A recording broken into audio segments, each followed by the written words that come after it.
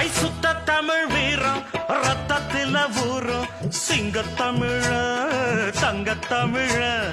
எத்தனையோ நாடு சுத்தி வந்த ஆடு புத்தி இருக்கு சக்தி இருக்கு